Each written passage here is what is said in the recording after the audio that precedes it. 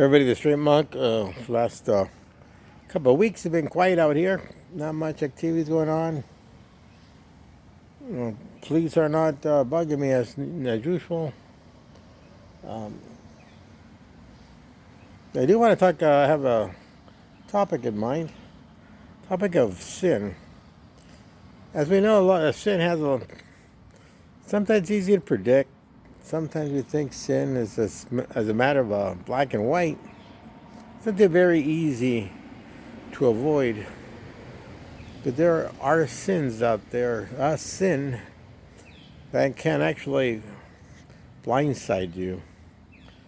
I've noticed sometimes in my past that I'm doing really good in my spiritual life, my regular life, and sin comes out of nowhere.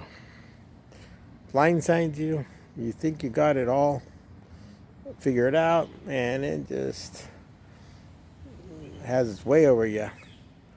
And not only blindsides you, but it seems to take over all your emotions as well. It seems to deceive all your senses, your emotions.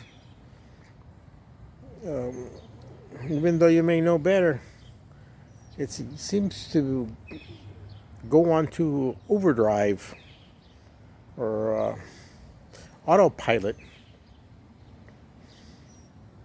Sometimes you forget about everything you learned. It's just the craziest thing. Almost if you go into some kind of like a sleep mode. Really hard to describe, but those sins are very hard to pull out of, I believe.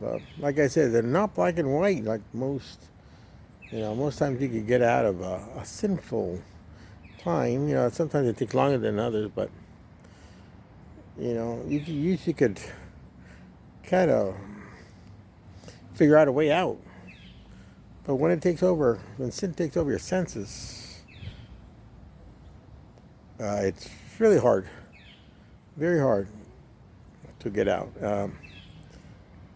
Maybe somehow out there, you know what I'm talking about.